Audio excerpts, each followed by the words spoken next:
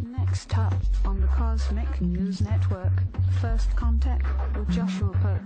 Good morning, Earthlings. Good. How you doing today? Good. How you doing today? Welcome to First Contact Radio. Welcome to First Contact Radio. To talk about all these things we're talking about is because in life, everything is energy.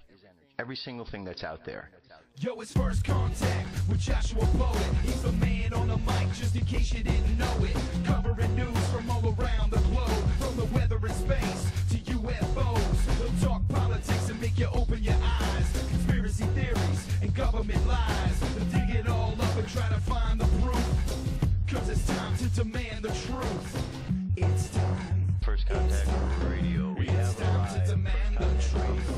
It's time. First Contact Radio. We have arrived. It's time. First Contact Radio. It's time to demand First Contact Radio. We have arrived. First Contact Radio. It's time to demand. Good morning, Earthlings.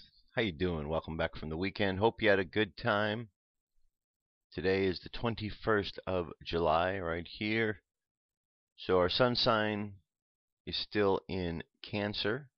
It will be for the rest of today. Tomorrow, as we can see, the sun sign is going to move into Leo tomorrow afternoon. So we have one more day in Cancer, one more day dealing with the emotions and the feelings that the Cancer brings, Cancerian energy. And our moon sign today is making a transition as well. We are leaving and have left Taurus, and we're going to be entering Gemini. So it shows us here that looks like around 9 o'clock is when we go void, of course, and when 11 o'clock is when we go into the next sign. So what we've got here, we've got our aspects for today. The sun, Cancer, is in a sextile with the moon, Taurus. Okay, so the sun, the emotions and the feelings are in a good place with the Taurian moon. Okay, with the earth, with the physical things, with who we are, what we're at, how we're feeling, good vibes.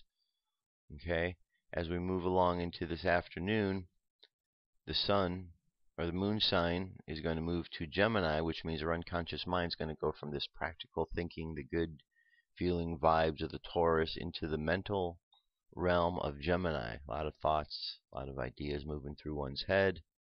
And then later this evening or afternoon, 1:52 p.m. Pacific time, we do have a sextile between the moon sign at that point, which would be Gemini, and Jupiter. So expansion of our communication, expansion of what Gemini has to offer. Our sense of discernment, looking at things and deciding and realizing some things we have to let go of because our discernment says they're not good for us. Our numerology is the number 8. Here's how we've arrived at this number today. 7 for the month, 21 for the day, 2014 for the year. So we have a 7, a 3, and a 7. That's a 17. 1 plus 7 equals 8. So today our numerology is the number 8. 8 is a number of strength. 8 is a number of reciprocal number of infinity. It goes back and forth and continues on. If you were to take that 8 and you were to fold it over, because imagine you got the 8 going like this, and then you just fold it over, now you've got a symbol that is doing all kind of rotations back and forth, and now you're getting into more like the Zavuya circuit, memory circuit outline of the universe, which goes back and forth in different directions, and as it's folded over, it appears to do so. Anyway, 8 is a positive number of strength, Leo, righteousness, right-useness. Let's take a look on our chart here where it is. 8 is this number right here. So our numerology is telling us today is a day to balance out the aspects of mercy with the aspects of severity, the aspects of humility with pride. Right-useness, the righteousness of this energy, as strength shows us, is to allow all energy to flow through our heart, so it comes through love. And that way we're not going to be imbalanced because we're going from the mind or the emotions, but we're going from the heart center. Our sun sign right here. Our moon sign at the moment is Taurus, which is right here. And then we're going to be moving from there over to here in a little bit. And our moon sign's changing tomorrow, where we're going to be going from here. We're going to go to the next sign over, which is Leo, which is right down here. So that's where we're going to be next. Okay, let's look at the card of the Lovers, Gemini, the moon sign we're moving into. Okay, this is all about discrimination. Remember, you've got 3 characters in this. The Hebrew letter assigned to it, Zayin, means sword. You have 3 characters, the male, the conscious mind, the female, the unconscious mind, the angel, or the higher self. The male, the conscious mind, is looking towards the unconscious mind, and the unconscious mind is looking to the higher self. This would be a proper way to move through life effectively, because now we are looking at that which is important, looking to the higher self ultimately. Discrimination is the keynote of the 6th key. Its symbolism graphically portrays sharp differences. The letter Zayin means a sword, which is an instrument of cleavage. To this key also is attributed the disposing intelligence, and disposing means literally to pose apart or to separate. In addition to that, the zodiacal sign Gemini is attributed to this key. Gemini means twins, and its sign is approximately 2. This gives us a clue that the occult doctrine that all opposites are really but the same aspects of one thing, and they are complementary. The title, The Lovers, brings this out even more graphically. The sun is a symbol of enlightenment and the one force which is differentiated into pairs of opposites. The angel represents superconsciousness, and the clouds indicate that this is partly hidden from us at our present stage of conscious unfoldment. The mountain symbolizes attainment. The man and the woman are Adam and Eve, are the prototypes of the specialization of the life forces, male and female. The tree of 12 flames behind the man represents the signs of the zodiac, and behind the woman the 5 senses. The latter carries out the idea of discrimination between opposites because it bears the fruit of knowledge of good and evil. In addition, the 5 senses are instruments which enable us to discriminate between one thing and another. The serpent represents the occult force known as Kundalini. Okay, and there's some additional things about this. Our current moon phase is 25% of the way there, making our way down to the new moon. This week in the sky, here we go. Here's today, the 21st. Up to the left, we're going to see the Pleiades. Above that, Aldebaran. A little below it, Orion way below it. Tells us here, as dawn begins very early Tuesday morning, the 22nd, look for Aldebaran. Near the waning crescent moon in the east, as shown above, you can catch the Hydra's stars before dawn gets too bright. And then, of course, Pleiades up left. So see the moon up to the left, the Pleiades. The Mayan Oracle, we're on the wave spell of the dragon, which is birth. We're at the 4th position of that, which is the self-existing position. And the seed is reminding us about planting. Because planting and then it grows. We plant a flower, or plant a seed becomes a flower. Plant an idea, the seed becomes the idea. I define in order to target measuring awareness. I seal the input of flowering with the existing tone of form. I'm guided by the power of universal fire. And the reason of self-existing, we take the numbers and we progress. 1 is a single number. 2, it splits apart and balances itself. 3, it becomes active as it's able to now. The 2 set poles are able to, because of their balance, able to create more. Self-existing tone is simply that. It self-exists. It's taken its own energetic because of this, and now it can continue to move by its own steam.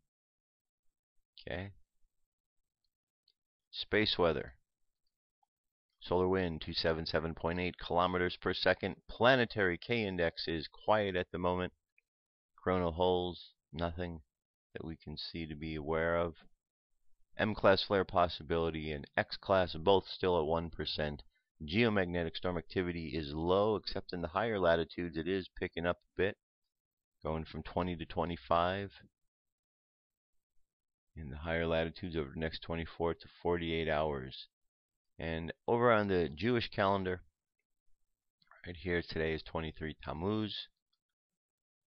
Look to see what this is. Remember, Tammuz is the time of mourning for 3 weeks. Started on the 17th of Tammuz. Study for today, the daily thought is fearless. The pain is real, the fear is not. The pain is real because we are not in our true place. Nothing is in its true place. It is called exile. The fear is not real because no matter where we are, our God is still with us. The only thing we have to fear is that we may no longer feel the pain. For it is that pain of knowing that we are in the wrong place of life that lifts us up higher beyond this place. Okay? There you go. That gets us started. UFO news is up next. Here we go.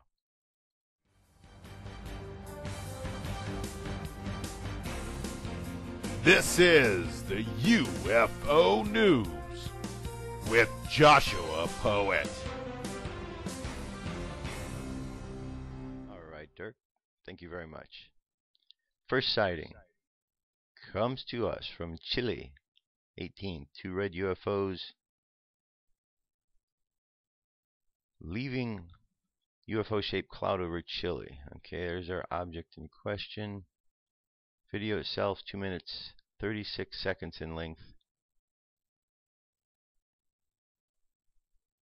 Okay, it says once more is recorded a cloud in Chile. Here we see how it ejects spheres. That's the thing about this one, that some spheres are being ejected through this. Okay, pretty good sized clouds.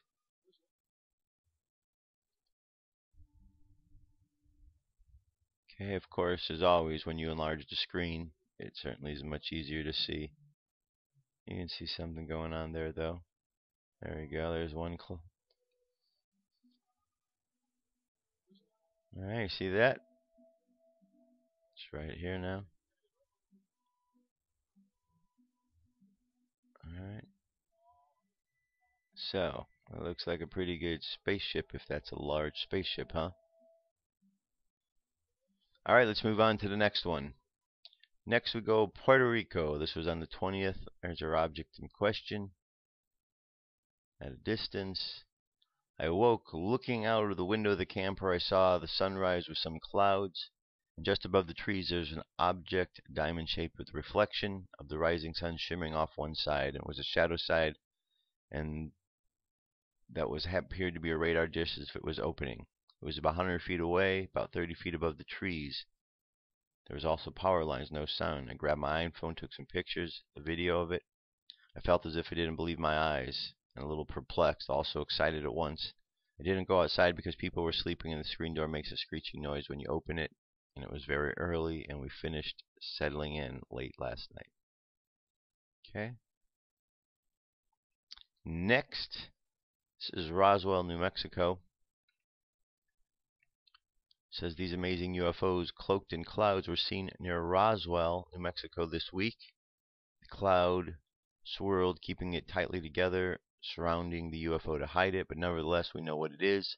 Remember the old UFO cloud over Russia years ago taken by a driver? I enlarged it back then and saw several black orbs shooting up from the part of the UFO and shooting straight up back then. Very few researchers exist studying these, so it was overlooked and forgotten. UFOs and clouds, often people do not understand or comprehend how these two are related. However, within a few hours in online UFO research, you should find that there are lots of ties. You see, I myself have had a UFO sighting, and the UFOs I saw made a long cloud, straight tunnels. I saw the balls of light bigger than a 777 jet appear out of nowhere overhead and slowly moved into the beginning of these cloud tunnels, which in a cloudless sky went as far as the eye could see.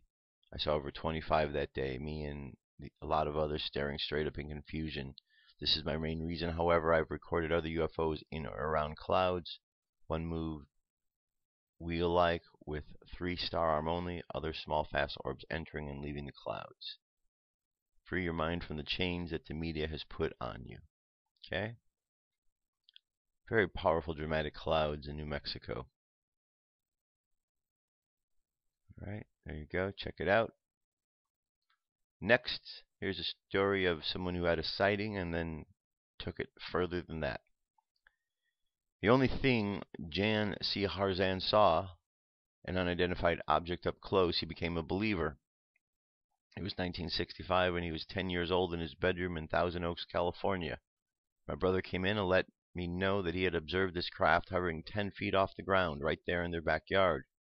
When Harzan went out there, he said, I saw a landing craft 30 feet from me. It had no visible means of propulsion except for a humming noise it was making. After about 5 minutes, Harzan said it slowly started to drift away and then shot off at incredible speed. Harzan spoke in an interview as he walked through the corridors of the Crown Plaza Hotel in Cherry Hill late Friday, where the Mutual UFO Network was holding its 45th annual symposium. UFOs are now the live work for Harzan, 59, Executive Director at the Newport Beach, California headquarters of the international organization of more than 3,000 dues-paying members. He estimated that 600 to 700 folks would show up before the 4-day event ends on Saturday afternoon. On Saturday morning, a few hundred were there to hear John Ventre, 57, of Greenburgh, near Pittsburgh, a retired state security director for package delivery service, who is Pennsylvania director for the MUFON network. It was Ventre who decided that the focus of the weekend should be on the media and the UFOs. In the interview, Harzan said that the group needs to find how we can better educate the media about the UFO subject. I think they don't have a lot of knowledge about it, and so they treat it with some skepticism, which is fine, and some laugh factor. So we feel that has extreme scientific value, with some study could yield some major benefits or technological breakthroughs. All right. Moving on. Next, we have Detroit, Windsor. So this is a fairly long video, 35 minutes, but if you watch the first couple of minutes, the most interesting parts are at 6:30, 22:45, and 32:10. First craft was over my head as soon as I hit the beach around 7:15 p.m. The second craft was over Detroit and exploded around 9 p.m. After it explodes, I put a pan in another craft that was to the upper left of piers. I never eyeballed it. Alright, let's jump ahead. 6:30. Alright, here we are. 6:22. See that faint little thing in the middle? There we go. Alright, there's object in question right there. Next, jump ahead to 22:45.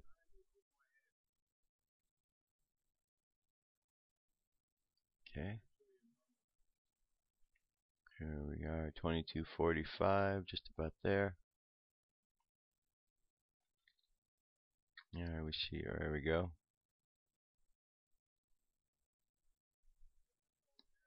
And the last one we'll see at 32:10.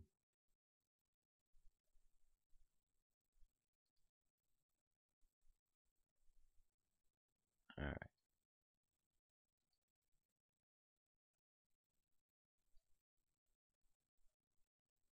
There we go. Okay, so scroll through the whole thing. You got a whole 35-minute video to check it out. But you could see there's some good shots in there. And last piece here, it's another crop circle. It says crop circle shows 135 concentric circles forming a spiral, Wiltshire. Another fantastic crop circle in Wiltshire. We filmed this entire one on the 17th of July. A beautiful and interesting symbol has appeared in the areas of Forest Hill, Marlborough, under Wiltshire, 17th of July. Photographs taken by drone shown a circle with a diameter of 50-60 meters. Where it's inferior, there are approximately 135 small concentric circles which form the spiral. Okay. 135 little circles in there.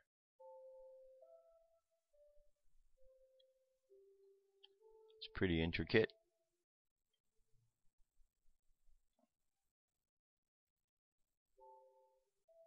So what do you think this is about here?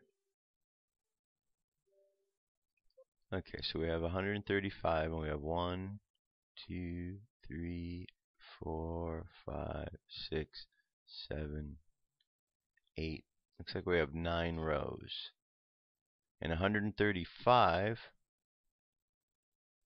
comes out to numerologically to 9. So we have a 9 for the numerology there, and then looks like we have 9 rows here. It's the first thing that pops out. Very interesting. Alright, if you have any ideas what this is about, let me know. And that is our UFO news report for today. I'll be back momentarily, and we're going to begin our study, or continue on with our study of the Kabbalah.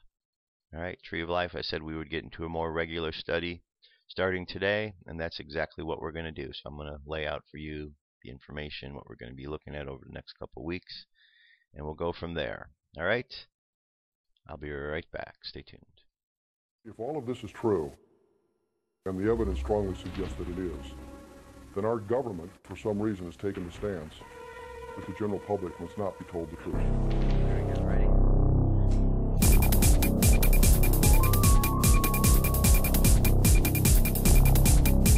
Did we really go to the moon? Did we really land on the moon? And why weren't there any stars? Did we really go to the moon? Did we really land on the moon? And why weren't there any stars? Why weren't there any stars? July 20, 1969, 3 astronauts embark on a historic mission to the moon. On Earth, millions of people gather together, watch it live on TV. Did we really go to the moon? Did we really land on the moon? And why weren't there any stars? Alright, very good. Song's called We Never Went to the Moon. Video's there.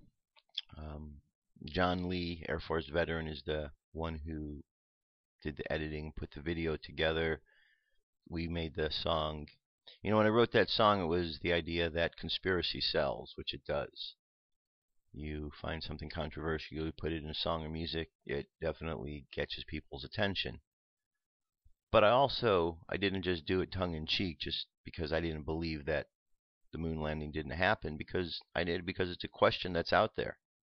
And every year, just like clockwork, just like they did the other day, there's new information that comes out to prove that we really did go, despite all of the information that shows that we possibly didn't go. I don't know if you've ever explored or taken time to explore the issue, but there is a lot there. So, you know, whereas there are those who are easily and so quickly dismiss the possibility that, oh, of course we went, and dismiss anyone who says otherwise, I would challenge you to go take a look. Do some research. There's some really good, there's a Wag the Moon Doggy is one good source. And you can go and you can find out. There's a lot of evidence that's out there. Just if nothing else, just to get you looking at things in a different perspective. Because looking at them in the same way doesn't necessarily get you where you need to be. You know, so sometimes we need to look at things a little differently. So, the Kabbalah, Tree of Life. I said that we would embark upon that study, and we would do that on Mondays for a period of time. So that's what we're going to do.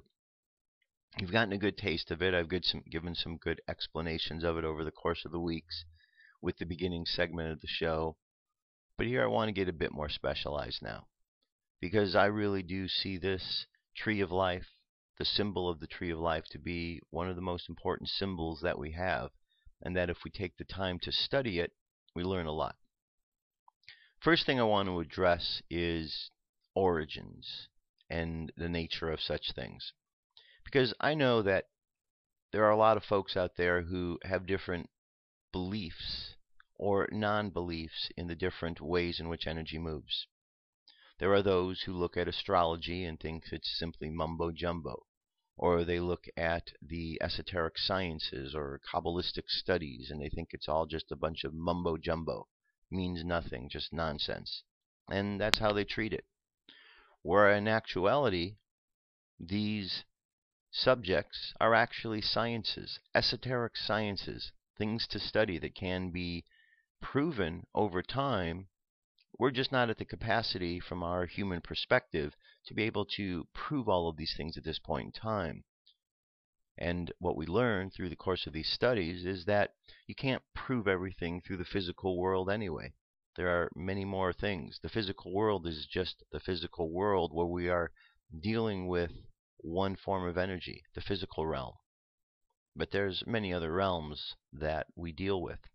So over the course of the years, religions have popped up in order to want to explain better these different ways in which energies work. Unfortunately, these religions have grown to be much more political based than originally started. The message that comes into each of these religions ultimately becomes a bit tainted than what the individual person said. So whether it's Buddha or Jesus or Muhammad or Krishna, what they had to say when they were alive and then what was written about them later are oftentimes not quite the same. Because humankind comes along and they take this information and they change it, they restructure it, they try to put it into a box that they understand rather than looking at it the way that it should be understood. So the first thing about Kabbalah is that it is a science of the many universes. Science of the many universes. So the first description tells you that it's a science. It's not just some mumbo-jumbo. Now down here on Earth, there are many sciences. Not everybody understands all the sciences. There are sciences that take place that humankind doesn't even understand. There's a portion that does, scientists do, but the average Joe doesn't understand some of the things scientists understand. And so for that average Joe to say, because they don't understand it, that it's mumbo-jumbo, that kind of doesn't make sense, because that just takes you away from really understanding something deeper about life. And over the years, science has come to prove things that have been shown through esoteric philosophy, esoteric science, to have been true, and humankind catches up later on. So what we have here is the system of the tree of life, Kabbalah. So the first thing I'm going to show you, and you're familiar with the symbol, is the tree of life. This is the symbol. This is the symbol of the tree of life.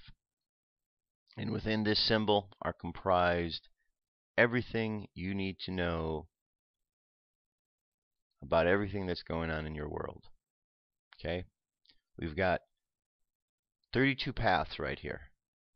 Now, 32 paths, the way they're made up, is 10 circles, and these circles are called Sephira, and I'll just call them classrooms. And then you have connected into these 22 paths, and these 22 paths are connected with the 22 major arcana of the tarot. Together, the 10 Sephira and the 22 paths equal 32. So the first thing is that these are considered 32 paths. Now, someone who is looking at this and doesn't understand that these are also, the Sephira are also considered as paths, might look at this and wouldn't understand. And that's the whole point of it. In life, and we learn things all the time. We're always learning new things. And when we learn things, we have a deeper meaning of and deeper understanding of what things mean. That's because when we learn new things, we're becoming initiated into what that means. So, information of esoteric science has been kept alive through mystery schools. A mystery school is just simply an organization that has taken the information and has gone underground or in a bit more settings which are a bit more private in order to keep the wisdom alive and untainted.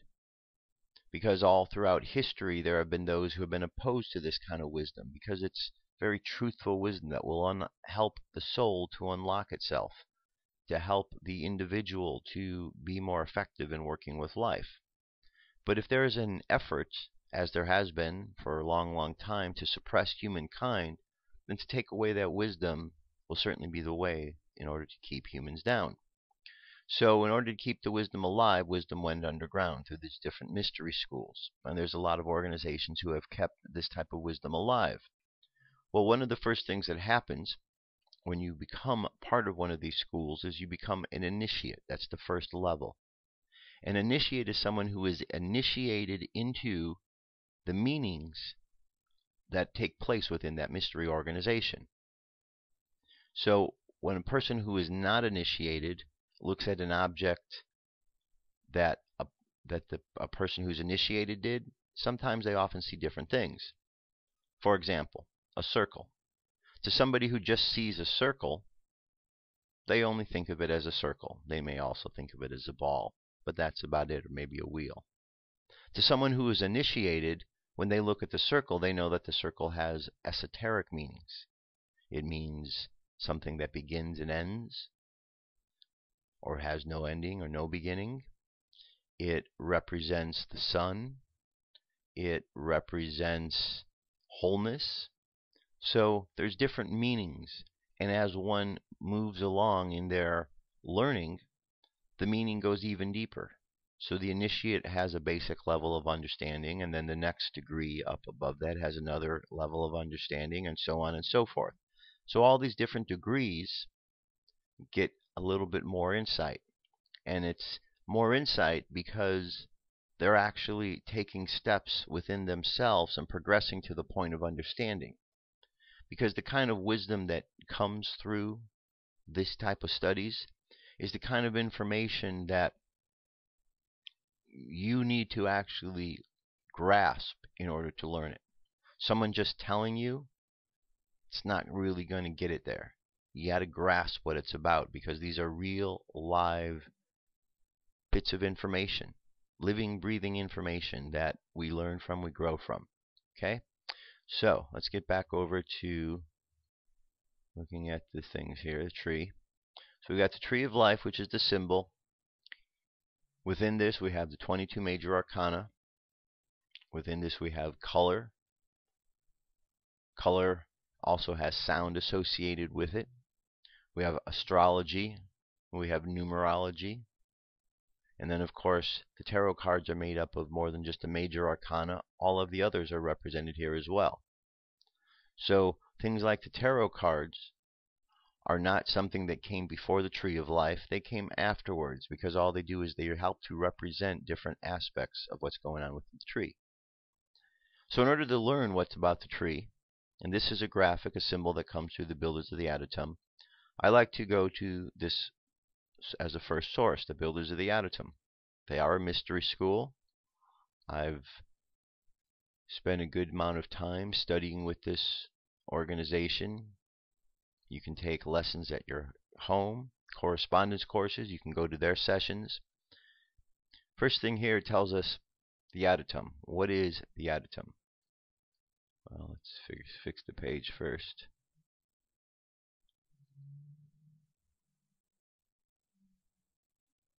Okay, it tells us the Adytum is the Greek word for inner shrine or holy of holies. Like Jesus, who many believed was trained in Kaballah, members of the order aspired to build the inner temple, to construct the holy of holies within. People of all faiths are welcome to study the teachings of this order. BOTA recognizes Kaballah as the root of Judaism and Christianity. Its ultimate purpose is to hasten the true brotherhood of mankind and to make manifest the truth that love is the only real power in the universe. Okay? So that's the opening of BOTA. Now, along here, if you go along the top and click on resources, first thing we're going to look at here is this thing called the pattern on the trestle board. And one thing you're going to notice about the pattern on the trestle board is that it is using this symbol as a reference point. Okay? Using this symbol as a reference point. Reason being is that this symbol And then when you go over here and you have 10 points, 11 points, they relate to each one of these. Because remember, these are classrooms. Okay? These 10 circles are classrooms. The basics of this tree, the summary of what we're going to be learning over the course of these weeks, is we start off, when we look at this tree, we have a series of classrooms and paths. Classrooms and paths is what you're going to remember. Even though we're looking at them as all paths, ultimately 32 paths, we're going to separate them a little bit, classrooms and paths. So what we do is we go into a classroom, we learn the lesson, and then we walk the path to the next one. And the lessons, or that we learn along the way as we walk this path, a path is always based upon what is the lesson at one end and the other. And that's all this is, a progression. And every day of our life we use this information. And we've been using this information since we've been born, whether we realize it or not. Now, as you get to the point of understanding what this means, you can even be more effective because you can now see places in your life where you've intuitively done this type of things. But this will help you to understand a little bit more why. Okay, so Builders of the Atom has this truth about the self. 1. All the power that ever was, and we're right here at the crown. All the power that ever was or will be is here now. That's leading into the 1 behind it, the Ein Sof. Then we come into the number 1. I am the center of expression for the primal will to good, which eternally creates and sustains the universe. 2. Through me, its unfailing wisdom takes form in thought and word. 3. Filled with understanding of its perfect law, I am guided moment by moment along the path of liberation. 4. From the exhaustless riches of its limitless substance, I draw all things needful, both spiritual and material. 5. I recognize the manifestation of the undeviating justice in all the circumstances of my life. 6. In all things great and small, I see the beauty of the divine expression. 7. Living from that will, supported by its unfailing wisdom and understanding, mine is the victorious life. 8. I look forward with confidence to the perfect realization of the eternal splendor of the limitless light. 9. In thought and word and deed, I rest my life from day to day upon the sure foundation of eternal being. And 10. The kingdom of spirit is embodied in my flesh. This is a good starting point for understanding the tree of life, because as you look at these principles and as you take these to heart, recite them, learn them over and over, as you learn them and you keep reciting them over and over, you'll begin to understand more and more about what each one of these sephira represents, because these summarize each and every one. So that's why I wanted to give this information to you here at the beginning of this teaching, because this will help to clue you in. And if you were to just look at the tree of life, look at these 10 different points, and just read through them, and look at the tree of life, look at the sephira that it is relating to, and then read that, and then close your eyes and meditate on it, contemplate it, you will learn a tremendous amount just from that process itself. Okay? Now, there's some really good books that are out there that we're going to delve into over the course of the next couple of weeks that really kind of help us with our studies. This first one, it's called the Sefer Yetzirah,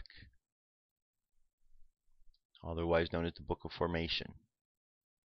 It says, by means of 32 wonderful paths of wisdom, God of hosts, Elohim of Israel, living Elohim and eternal King, El Shaddai, merciful and gracious, high and uplifted, who inhabits eternity, exalted and holy, is his holy name engraved, and he created his universe by 3 signs, by border, letter, and number. There are 10 intangible sephira, and 22 letters are the foundation. 3 are mothers, 7 double, and 12 simple. There are 10 intangible sephira, the number of the 10 fingers, 5 opposite. In the center is the covenant of unity, like the organ of the tongue, or like the organ of the nakedness. There are 10 intangible sephira, 10 and not 9, 10 and not 11. Understand with wisdom and be wise with understanding. Test them, explore them, understand the matter thoroughly, and restore their creator to his place. There are 10 intangible sephira whose measure is 10 without end. There's depth of first and depth of last, depth of good and depth of evil, depth of above and depth of below, depth of east and depth of west, depth of north and depth of south. Lord, only one, El, faithful King, rules all of them from his holy dwelling place unto eternity. There are 10 inseparable sephira whose appearance is like lightning and whose limits are without end, and they speak with each other to and fro, and they run at his word like the whirlwind, and before his throne they bow down. There are 10 intangible sephira whose end is fixed in their beginning, and the beginning fixed in their end, as the flame is bound to the coal. For the Lord is the only one, and he has no second, and before one how can you count? There are 10 intangible sephira. Shut your mouth from the speaking, and your heart from thinking. And if your mouth runs to speak and your heart to think, return to the place. For thus it is said, and the living creatures ran and returned, and upon this word a covenant is cut. There are 10 intangible sephira. One, the living spirit of Elohim, blessed, and blessed is the name of him who lives forever. Voice and spirit and word, this is the Holy Spirit. 2, air, from spirit he engraved and hewed out, through it 22 letters as a foundation, 3 mother letters, 7 double letters, 12 simple letters, and they are of one spirit. 3, water from air he engraved and hewed out, through it emptiness and void, mud and mire. He engraved it like a kind of garden bed. He raised it like kind of a wall. He surrounded it like a kind of ceiling. 4, fire from water. He engraved and hewed out through it the throne of glory, fiery angels and Ophanim, and holy beings and ministering angels. And from the time of them he established his dwelling place, as it said, who makes the winds his messengers, the flaming fire his ministries. 3 letters from the simple ones he sealed air through 3, and set them into his great name, and sealed them through the strict extremities. 5, he sealed above, and he turned upside down and sealed it with. 6, he sealed below and turned it, sealed it with. And here's the little letters he sealed it with, all the numbers here. Okay. And then these 10 intangible sephira are 1, spirit of the living Elohim, air from spirit, water from air, fire from water, above from below, east and west, north and south. Okay. So basically, let's go back here. The way this proceeds, everything is a progression of what came before it. So when the energy of the Ein Sof, the Ein Sof, and the Ein Sof Or makes its way into the crown, that crown is going to spread out, and now the wisdom here is the crown, but the continuation of the crown, because the wisdom contains within it the crown plus. And as it moves forward here, now we have wisdom plus what is added to it becomes understanding. So everything is a progression of what was before it, adding into it what is taking place along the path. And it goes 1, 2, 3, 4, 5, 6, 7, 8, 9, 10. And this is representative. You'll see some pictures of a lightning bolt coming down, going through this order, this progression. Okay. Then we go, another book we're going to be looking at is The Mystical Kaballah. I read a little bit from this last week. It says the Tree of Life forms the ground plan of Western esoteric tradition and is the system upon which pupils are trained in the fraternity of the inner light. The transliterations of Hebrew words into English is a subject of much diversity of opinion, every scholar appearing to have his own system. In these pages I have availed myself of the alphabetical table given by MacGregor Mathers in the Kabbalah Unveiled, because this book is one generally used by esoteric students. He himself does not adhere to his own table systematically, however, and even uses different spellings for the same words. This is very confusing for anyone who wishes to use the gematria method of elucidation, in which letters are turned into numbers. When therefore Mathers gives alternative transliterations, I have followed the ones which coincides with that given in his own table. The capitalization employed in these pages also appears unusual, but it is a one that traditionally is used among students of Western esoteric tradition. In this system, common words such as earth or path are used in a technical sense to denote spiritual principles. When this is done, a capital is used to indicate the fact. When a capital is not used, it may be taken that the word is to be understood in its ordinary sense. As I have frequently referred to the authority of MacGregor Mathers and Aleister Crowley in matters of Kabbalistic mysticism, it may be well to explain my position in relation to these two writers. I was at the time a member of the organization founded by the former, but have never been associated with the latter. I have never known either of these gentlemen personally, MacGregor Mathers having died before I joined the organization, and Aleister Crowley having ceased to be associated with it. The Society of Inner Light, funded by the late D.N. Fortune, has courses for those who wish seriously to pursue the studying of Western esoteric tradition. Information about the society may be obtained by writing to the address below. Okay? Now, you heard the name Aleister Crowley, and I know that that may get a red flag, thinking, uh-oh, Aleister Crowley, bad man. Well, he was into some bad practices. But prior to him getting involved into the bad practices, he was quite a student, and the information that he presented and what he has learned and has shared, there's some very great information there. We just don't want to take the path that he took into going the way that he went, because that became very selfish and the opposite of what was initially intended when one embarks upon this study. Okay? And one last thing that we'll also look at is the QABALION. We've spent a great deal of time going through each one of the chapters, but this one is very important. This QABALION is the book that contains the 7 different principles that we need to be aware of Hermetic philosophy, mentalism, correspondence, vibration, polarity, rhythm, cause and effect, and gender. Okay? So that's what we're going to get to with this book. So I wanted to, for this first day, just to introduce you to the Tree of Life, give you the basic idea of how it works, introduce you to some books that are part of the study, and that way you can start to get acquainted with all of this material, because there's a lot here. First thing to know, just to get us started here, the Tree of Life, just look at the symbol, just study the symbol. Notice how one pillar balances out the other pillar. Here you have poles, and you just everything's about balance. You have this pillar, which is a pillar of mercy. At the top of it you have a masculine principle, so this is a masculine pillar with feminine principles inside of it. And here at the top of this pillar you have a feminine principle, so this is a feminine pillar, the pillar of severity, but within that are masculine qualities. And in the middle you have the pillar of equilibrium. And the whole idea, no matter where we are, is to find our way back to the middle. Okay? So, this gets us started. It's just very brief and basic to get us started on the Tree of Life.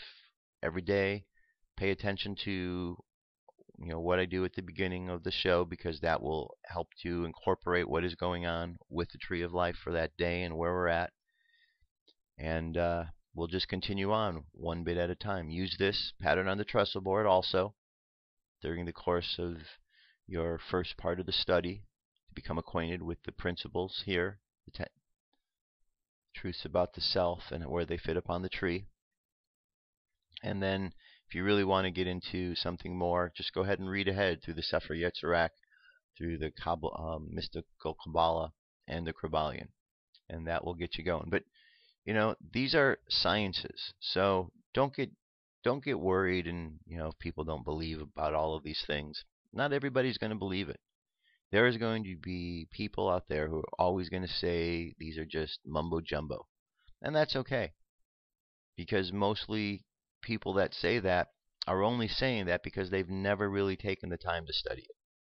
Because whatever has gotten in the way of holding them back has done so. Whether it's fear of, retribution from a religion they're a part of, to feeling they're going to be ostracized by friends or family members, to all sorts of things. People thinking it's the work of the devil. Whatever the case may be, all you got to do is embark upon the study, and you'll find out that the tree of life, the science of the many universes, the Kabbalistic study, is actually all about God. And that's it. God and how energy works and so on and so forth. All right, let's jump ahead here to our next thing. This is an article from In5D about 9 signs you're an old soul. And this kind of ties into the Kabbalistic studies because usually you are an older soul who's interested in some of these sciences that are here. This is by Alethea Luna. Quote from Satchel Paige, "How old would you be if you didn't know how old you are?" Good question. There's a special kind of person in our world who finds himself alone and isolated almost since birth. His solitary existence is from a preference of an antisocial temperament. He is simply old in heart, old in mind, old in soul. This person is an old soul who finds his outlook on life vastly different and more mature than those around him. As a result, the old soul lives his life internally, walking his own solitary path while the rest around him flock to follow another. Perhaps you've experienced this in your own life or have witnessed it in another person. If so, this article is dedicated to you. So what we've got here is we've got 9 signs you're an old soul. I'm just going to give you the highlights of them. 1, you tend to be a solitary loner. 2, you love knowledge, wisdom, and truth. 3, you're spiritually inclined. 4, you understand the transience of life. 5, you're thoughtful and introspective. 6, you see the bigger picture. 7, you aren't materialistic. 8, you are a stranger, socially maladaptive kid. You are a strange, socially maladaptive kid. And 9, you just feel old. Okay, read through this list. Very good list. Helps you to understand some things. And I'd have to say, as far as being an old soul in some of these esoteric sciences, I see the two hand in hand. And I've thought about this many times because along the way of my studies of tarot, Kabbalah, all of these sciences, I come to realize and understand that these aren't sciences somebody learns in one particular lifetime. The reason someone picks up these sciences is because they were studying them in a previous lifetime, and the next one they're just continuing on. And once you get into the science, you start to find that there's built-in systems to help you remember where it is you left off. So, another good confirmation. Just begin studying these subjects and it'll open up insight that you didn't realize you had. And once you open it up, you'll realize it was there all the time and wondered what took you so long to get to it. Alright, that brings us to our message for today, which today comes to us from the High Council of Orion. But they're just finishing up a commercial. And so if you have any questions about the Tree of Life, send me an email, firstcontactradio@yahoo.com, and I'll make sure that we address those over the course of the next couple weeks as we go through the study. And I want to do a real good study of this because I've had, a number of emails and comments from you that you enjoy the subject and want to know more about it. So we're going to make that happen. That'll be our Monday subject, okay? A Monday subject of study, so there you have it. All right, this is the High Council of Orion message for today. Feeling dense and human, channeled ascension message from the High Council of Orion. July 18th, 2014, channeled by Holly Hawkins Marwood, transcribed by Holly Hawkins Marwood. Greetings, dear ones. We are the High Council of Orion. Are you having moments these days that are ebbing and flowing between feeling enlightened and on your path and feeling very dense, grounded and human? As the vibrations are changing on the planet, as the manifestation of the fifth dimension is beginning to energetically work its way down to a place of an embodied reality, understand that you might have more moments of feeling the contrast between the old and the new. There are times when many of you might feel a little physically more dense, a little more sluggish, more tired, foggier in your head, and a little lackluster with your energy and your enthusiasm for life. Understand that for many of you this is just a result still of these transforming energies which will be at work for a long time to come on your planet. So, are you sick? Are you unwell, mentally and emotionally? Perhaps not. Of course, we don't advocate not taking yourself to the proper professionals if one feels that one needs to be there. However, there are times when the energies are just going to feel lower for you physically, mentally, emotionally. Again, life could feel a little lackluster or sluggish or foggy on many levels. What we encourage you to do during these times is to work as best you can within the energy that you're feeling. What we mean by this is if you are feeling energetic, alive, excited, passionate, thriving and connected, then live that to the fullest and be in deep gratitude and appreciation for those moments as evidence of you moving closer to the vibrational reality of what you've been dreaming about. If there are days when you're not feeling that way, you're feeling the opposite, just honor it and not judge, honor it and feel that it's just this ebb and flow of the change and transformation. It's not evidence of moving backwards. It's not evidence of lack of progress. It's just some time where you're feeling a little more human, a little more third-dimensional. Rest. Take time out. Take things more slowly if you need to.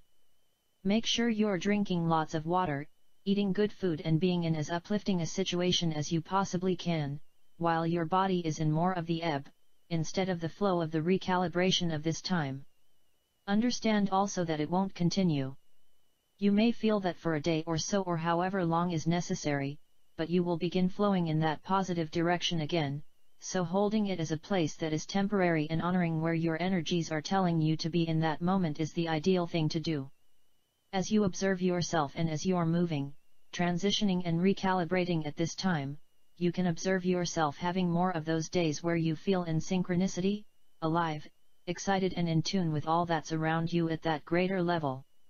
Celebrating those times as not just what you expect, but being thrilled by it, being excited about it, being happy and grateful to feel that level of aliveness, sensitivity, awareness, synchronicity. All these things you've been striving for, celebrate it. It's easy to say, well, of course it's like that. It's just how it's going to be. It's my new reality. That's fabulous. Honor that and expect that and allow yourself to have those days of being human every now and then. Again, honor it as part of the recalibration. Honor it as part of the upgrade that many of you are in at the moment. Surrender to whatever it is, for it's a time also where you can be called within and spend more time focusing within through meditation, uplifting music, taking naps, taking walks out in nature, always grounding to the planet, connecting to the star systems, as well, to feel yourself as that center point between heaven and earth. Before you know it, you'll start to feel in that higher threshold of where you're striving to be. Laugh more. Smile more. Enjoy this beautiful place, these beautiful experiences that your soul has said yes to during this time of great transition. Know always that love is who you are. It's the core of everything. It is everything and all that is. Be blessed. We are the High Council of Orion. Alright, good message for today. That brings us to our meditation. Let's go ahead and close your eyes. Take a deep breath. And exhale. Take another deep breath. And exhale again. Another deep breath. Hold it. And exhale. Now I want you to imagine yourself looking out over the world today in preparation to go about your activities for today. And as you listen to the words vibrating around you and you see all the activity taking place, look for the patterns And as you look for the patterns, you begin to see that there's a pattern out there. And you begin to understand why people, humans walking across the planet, have so many challenges. Because in the patterns that are being put out are fear and doubts, rumors, wars, and all kind of other things that just drive people crazy. So as you imagine all of these things, and you recognize all of these exist in the world, I want you just to imagine looking out at the world, the same world, and seeing all of the beauty and all of the love. And as you begin to see the beauty and the love and focus on seeing these things, you begin to realize that in the same places where you are hearing and seeing and experiencing the doubts and the fears, you begin to see more love, more beauty. And as you continue to look, you see more and more of the wonderful things of life, and you realize there is much more beauty, much more love than there is all of the other doubts, fears, and negativity. And you realize it is only our perception, and that as long as we continue to focus on all of the negativity and the doubts and the fears, that is what we get. But when we turn away from that by focusing on the love, the beauty, we begin to experience that, because that is what we attract to ourselves. So today, simply go into the world looking for the beauty, looking for the love. So no matter what situation you're in, you're able to find a way to look at things differently. And as you see and find the beauty and the love of all things, you find that there is a change that takes place. And one by one, as all of us across this planet begin to look for the beauty and the love, these changes take place on mass levels. And this planet becomes a planet of beauty and love, because that is what we attract to us, and that is what we demand from life. So go forth today. Let your subconscious mind continue on this journey of seeking out beauty and love. And let's bring our conscious mind back to the present moment on the count of 3. 3, coming back to the present moment filled with confidence. 2, coming back to the present moment filled with faith. And 1, coming back to the present moment, happy, healthy, and whole. Happy, healthy, and whole. Take another deep breath. Exhale, and open your eyes. That's it for today, my friends. Thank you very much for being here. Remember to send me your emails, any questions, thoughts in regards to this study of the Kabbalah. We'll be doing this on Mondays. So any questions, the information is there today to get you started. And we're just going to build on it from there. All right? I'll be back tomorrow. Till then, keep loving each other. I love you. Have an awesome day. Talk to you soon. Peace. I'm out of here.